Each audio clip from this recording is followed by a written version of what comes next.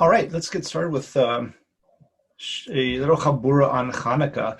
So before I jump right into um, the marmakomas that we have, I wanted to mention, timely, starting this week, we started saying the same Ta'umato Livracha. And interestingly, if if you forget to say it, you have to repeat Shemona Esrei, very similar to the laws of Mashiv Chomer Geshem. And what's interesting is that that's even true by Mariv. And the Gemara in Brachos, famous Gemara in Brachos, tells us that Mariv is, Davi Mariv is Rishus, and it seems to me that we, that's the Miskana of the Gemara. It's Rishus, meaning that there's no chiyuv to daven it. So the question is, if you forget to say v'sein ta'umati l'vracha, why would you have to repeat? If there's no chiyuv to daven in the first place, why would there be a chiyuv to repeat Shemona Esrei if you make a mistake, right? So there's we won't get into that sugya today, but really the Rishonim deal with that, and what the maskana there is that it's the Indian is kiblu aleihem chova, that either on a communal level or on a personal level, we've accepted upon ourselves the chiyuv to daven. And once we accept upon ourselves the chiyuv to daven, then all the other halachos sort of fall into place. And if you make a mistake, you have to repeat. The reason I bring this up is we'll see in a moment, but this concept of kiblu aleihem chova is something that will come up regarding Hanukah as well. So I just wanted to make mention of that. So I want to start from the top with the Rambam. And the Rambam, who combines Hilchos Megillah and Hanukah together. So right in the middle of Hilchos Megillah and Hanukah, he starts with Hanukah in Perek Gimel. So the first two prakim are for Megillah and the last two prakim are for Hanukah.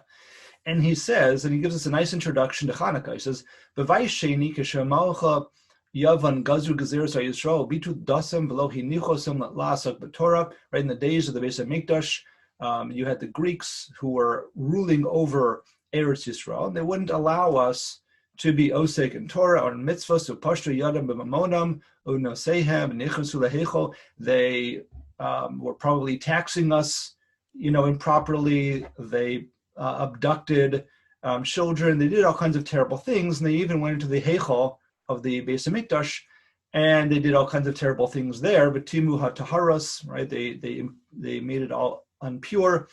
But tzar lehem nisra ma'od mipneihem. They really just caused us a lot of trouble.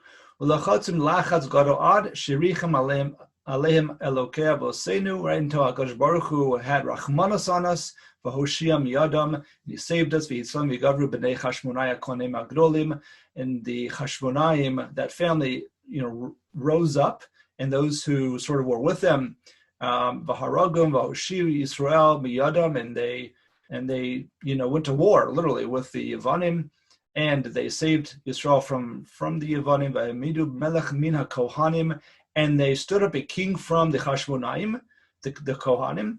V'chazra malchus l'Yisrael, and because of this, they were able to return malchus to Israel even in the times of Bais Sheni.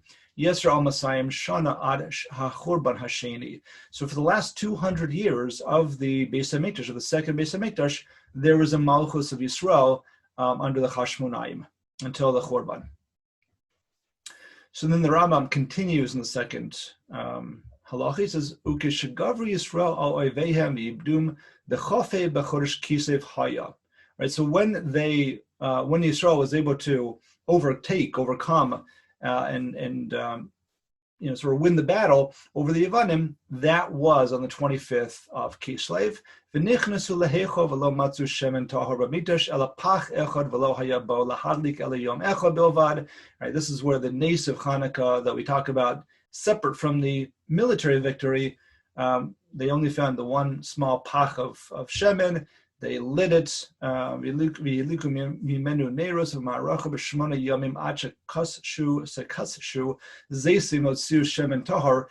the lasted 8 days, giving them enough time to go through the process of squeezing more more olives, and creating shemen tahor that could then be used in the Beis Hamikdash. So that's an 8-day period to do that, and that's why we had 8 days. That's why the shemen that we had lasted 8 days. Enough time to create more new oil to replenish that which had already been made impure.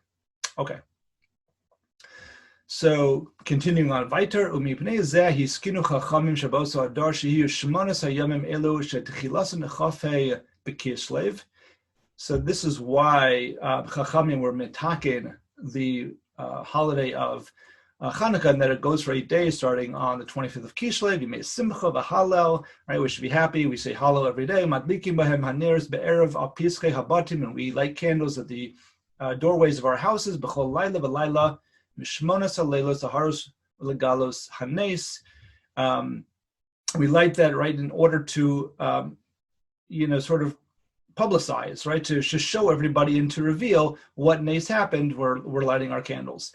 V'yamim elu hein hanikram Chanukah v'hein asurim behesped v'tanis k'mei hapurim adlakas haneres v'hem mitzvah medivrei sofrim k'kriyas Megillah. And similar to Purim, we don't. We don't have hesped. We don't make a tainus. There's no voluntary fasts that are going on. And the hadlakas neros is the same type of mitzvah of kriyas Megillah, that it's midrabanan. Okay, and then last one that we're going to look at in the Rambam, so is in Perek Daled, right at the beginning of Perek Daled. Kama neros hu madlik b'Chanukah. So this is where the Rambam gets into the actual mitzvah of neros. So mitzvah sheyihya kol bayis u bayis madlik ner echad ben shehayu anshe habayis merubim ben shelo haya bo ela adam echad. Everyone, the bare minimum is everyone has to light at least one candle in the house, regardless of how many people live in that house. V'hamahader as hamitzvah madlik neros kaminin anshe habayis ner lecho echad ve'echad ben hanashim ben nashim. The next level up is, if you want to be more mahader, you want to beautify it more, then everybody in your house will light a single candle every night. V'hamahader yoser alzeh v'oseh mitzvah min hamuvchar. So now if you want to do mahadrin min hamahadrin, now we're talking ner lecho echad balayla harishon mosif v'holech v'chol layla v'layla ner echad. Now everybody lights and everybody's lighting an incremental amount. One candle first night, 2 candles on the second night, etc. Okay, so the Rambam sort of walks us through, and what we're going to see from the Maggid Mishnah is he's walking us through really what the Gemara tells us in Masechah Shabbos. So I brought in the Maggid Mishnah right there because he's quoting the Gemara, and let's just sort of take a quick peek into the Gemara, and we can see how it aligns with what the Rambam has brought in. So Maggid Mishnah brings in Tanu Rabbanan mitzvah Chanukah ner ish ubeso. Right? The hamahadrin ner lecho echad ve'echad. The hamahadrin min hamahadrin. Beis Hillel omrim yom rishon umadlik echad bikan ve'ilach mosif v'holech. We know that there is a machlokas in mahadrin min hamahadrin. The Beis Hillel will tell us that we go up in the count, and Beis Shammai will tell us that we go down in the count. And we see clearly from the Rambam we paskin like Beis Hillel. Okay. So that's the Rambam. Pretty clear, I think, pretty concise. Any questions there? No. Awesome. So it's one candle, not each their own menorah, right? Just from the same menorah. Oh, that's a good question. We're actually going to see a little bit of that in Shulchan Aruch. So the Rambam doesn't get into that level of detail. That's a good question, because really the shaila then comes up: if everyone's lighting even in the same menorah, right, does it get confused as to what's going on? Why are there so many candles right next to each other? Right. How many are lighting? Who's lighting? What's going on? So we'll see the Shulchan Aruch talks about that issue. Maybe it's the Ramah, because that does become problematic. But we are so the bare minimum level, according to the Gemara and the way the Rambam paskins, is that each person would do one candle every night. But you might want to separate them out so that they're, sort of geographically, sort of separated a little bit, just so that it's clear to the passersby that it's not all one, sort of candelabra or menorah or something like that. They're separate candles. Right. And we'll see that in a moment. Now, what's interesting is, so we're going to jump from here into the Shulchan Aruch, and in Siman Tuf Ayin Reish Aleph, Shulchan Aruch says, "Kama nerus madlik balayla harishon." How many candles we have to light the first night? Madlik echad mikan v'ilech mosif v'holech echad b'chol leilos. So he says, one candle the first night, and then we start increasing second night, third night, fourth night, ad shebelo akroni shmona. All right, until you get up to 8 candles. Now, he's saying it's only basically one menorah per household, but you're going to start with 1 candle, then second night 2, then 3, then 4. And the Ramah adds in yadlik. Right, so the Ramah adds in, now really everyone really should be lighting their own, not just one per house, but multiple menorahs in a house. V'chein haminhag pashut. And the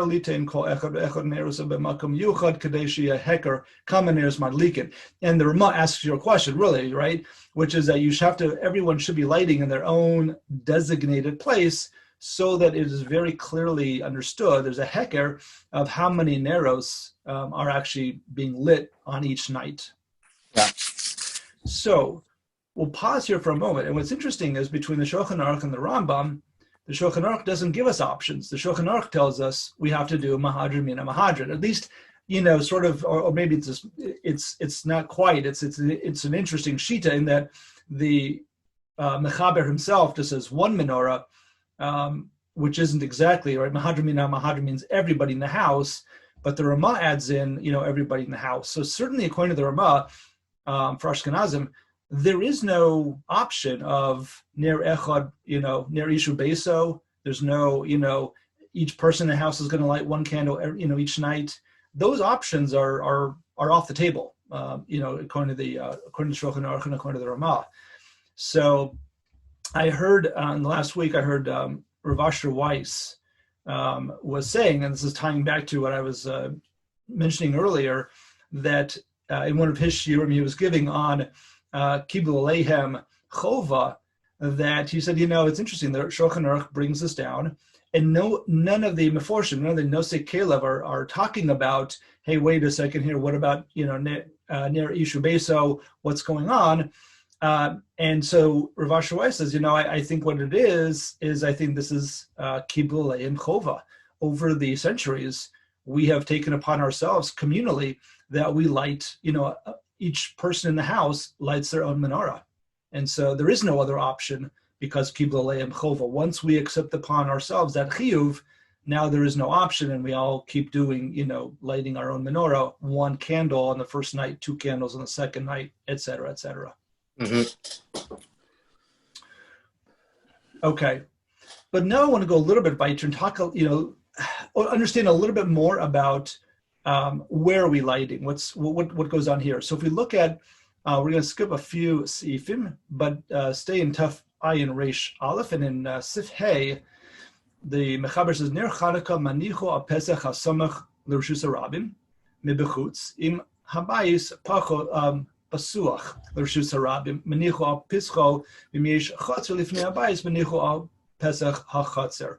So the idea that you light, right next to the doorway, that's going out either to a Rishus Harabim or to a Chatzar, depending on how your house is set up.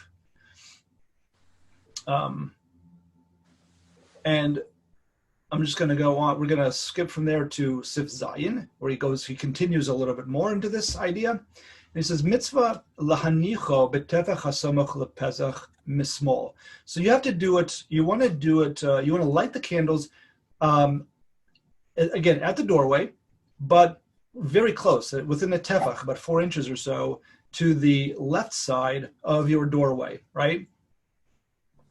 And so why is it? Kadesha tehei mezuzah miyamin. This way you have the mezuzah on the right doorpost, v'ner Chanukah on the left. And your Chanukah is going to be on the left side, right? V'yemein mezuzah bepesach manichu miyamim. And if you don't have, for whatever reason, you don't have a mezuzah there, then you can also light your candles on the right side instead. V'yemenichu b'delas atzmo. Yanichenu mechetzev shal knisa letzad small. So again, ideally, you're putting it on the left side, mezuzah on the right. And the Ramah adds in, Hagav umihu bizman hazeh shekulo madlikin bifnim. Today, and this is several hundred years ago in the times of the Ramah, he's already saying, today we're lighting inside the house for the most part. Vein heker lebnei reshus harabim klal ein lachush kokach im ein madlikin betefach hasamuch lepesach mikol makom amino lahadlik betefach hasamuch lepesach k'mo b'yimeihem.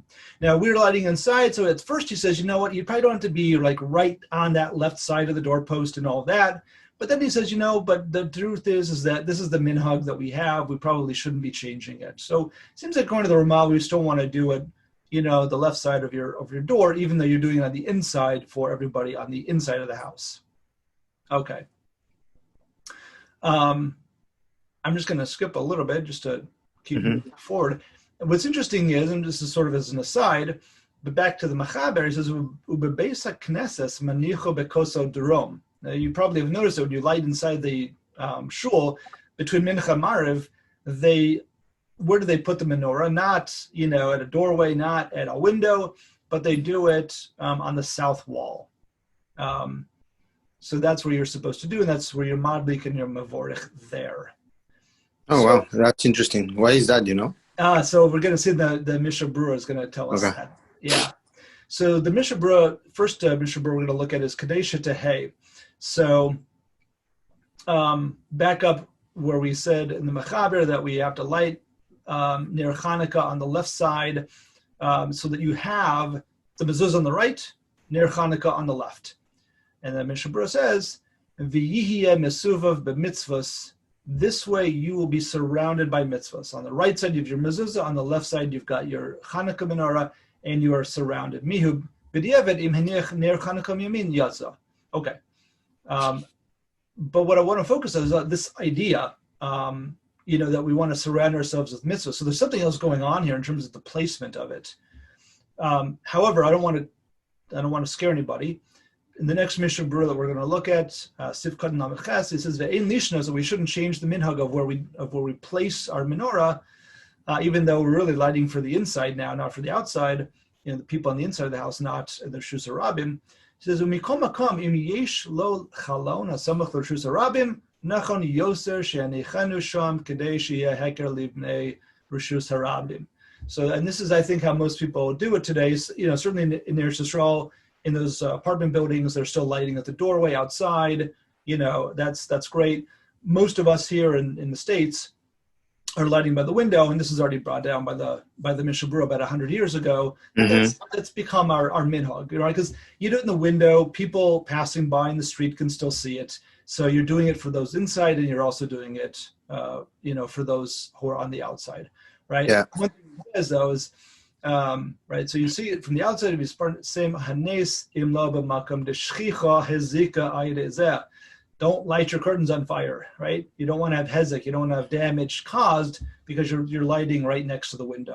So clearly, unfortunately, we hear those stories, and clearly the Mishnah Berurah is on top of that, and you got to be careful. Yeah. Okay. Next Mishnah Berurah asks your question. Why bekoso darom? Why are we lighting there in the shul? Hashulchan she'omed etzel hakoso darom. Or on the table that's at the south wall. Why? Batam bekozeh zecher lemenorah she'mekoma b'mikdash b'darom. Right. If you look at the placement of the Beis HaMikdash or in the Mishkan, the menorah was always on the south-facing wall. So our shuls are a mikdash me'at, and therefore we try to, sort of emulate that. That's how the Beis HaMikdash was. Okay. So that's why that's why we light there in the Beis HaKnesset. Okay. So that is the basics of the halachas of of where to light, why we light. Right. We have the whole story now. What I want to get into, though, is this whole idea of being surrounded by mitzvos, the right side, the left side. And there's a beautiful sfas emes. There's actually two that I just want to share more of an idea, right? A little bit more of machshava for this as well. So first, I'm just going to look at a pasuk in Az Yashir. So the pasuk says, "Yemincha Hashem nedare b'koach, Yemincha Hashem tiratz oyev." Right, with your right hand, HaKadosh Baruch Hu, you have, that's where you are adorned with strength, is up with your right. But then it says, Yemincha Hashem, again, with your right, you destroy your enemies. So Rashi asks, Yemincha, Yemincha, why is it Yemincha and not small? Right? You think that you would say, one aspect of HaKadosh Baruch Hu is with the right, and a different aspect of HaKadosh Baruch Hu is with the left. So Rashi says, Shnei pa'amim, why twice? Kishe Yisrael osim as ritzono shomakom hasmol na'asis yamin. Right, when we're doing what HaKadosh Baruch Hu asks us to do, the left, which is sort of not as ruchniistic as the right, I mean, in terms of just, that's how we understand HaKadosh Baruch Hu, that the left becomes just as powerful or just as ruchniistic as the right. So, beautiful idea from Rashi. Now, in Az Yasher. Now, let's see how the Sfas Emes, he uses that, and that's why I wanted to just cover that first before we actually jump into the Sfas Emes. So the Sfas Emes says, Ner Hanukah mismol mezuzah miyamin. Dichsev, so he quotes another pasuk, Orach yamin biyamina bismola osher kavod.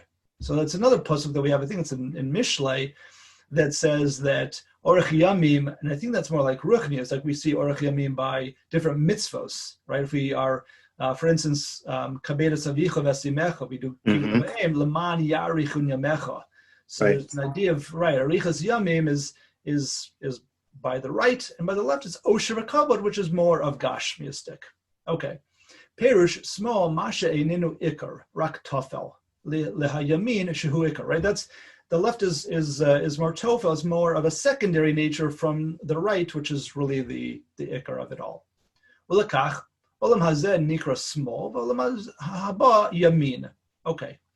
Ki ikar brias olam hazeh v'hevalav hu rak k'dei lidchosem ulachniam liostfilim yamin shehu chayus hakadosha.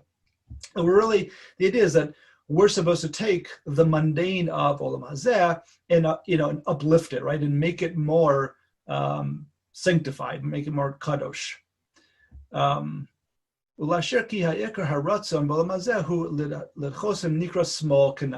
Okay, so that's sort of a little bit of an introduction to it, and then he says, "Mezuzah biyamin ki kol mitzvah tzarich liyos biyamin shehu ikar hachashivus." Mitzvah should be on the right side. Ulekach. Chad Manda Amar Sover Shagam Ner Hanukah B'Yamin. There's actually there's a Manda Amar, there's an opinion in the Gemara and Shabbos that you don't light Ner Hanukah on the left side, you actually put it with a mezuzah on the right side. So both are on the right side. And this is the reason why, because that's the placement of mitzvos is always considered to be on the right. Aval Hilchas Ner Hanukah Mismol. So why do we paskin that the halachas that you do it on the small? Ki ikar inin ner Hanukah hu lihos gam haor b'choshech lidchos hahester v'yedezeh machnim hasmol. That the ner Hanukah is sort of pushing away the darkness, the hester panim, the galus, everything that's sort of mundane about this world. Ner Hanukah is there to sort of take that away. And so he brings in the pasuk, v'kosav Yemincha Hashem nedari b'koach Yemincha Hashem tiratz oyev. Perish Rashi. What's interesting is, look at his Pirush Rashi. Keshe osa nekama b'rishayim gam hasmol na'aseh yamin. I'm just going to scroll back up. It's a little bit different from our Rashi. So I think maybe this is, how he's explained, because this is his Talmidim writing it down. So I think maybe this is, sort of his explanation in it. But what he says is that when HaKadosh Baruch Hu is doing nekama, is avenging what happened to us, in this case by the Mitzrim, by the Rishayim, then the left is made into the right, which is very similar to the idea that when we're doing what we're supposed to be doing, the left is made into the right. So, V'yadar abazed tosefes kavod lekach lekain ner Hanukah b'smol ki ayidei ner Hanukah na'aseh gam b'smol yamin. And I thought that was a beautiful idea, that's the reason why ner Hanukah is on the left, because we can, with ner Hanukah, we can take what's on the left and make it more powerful, make it more kadosh, and bring it really into, into everything that's going on around us, and sort of elevate ourselves with ner Hanukah. That's sort of the idea. So I thought that was a beautiful idea by the Sfas Emes. Why do we light at the left side? It's really to uplift the world around us with Ner Hanukah.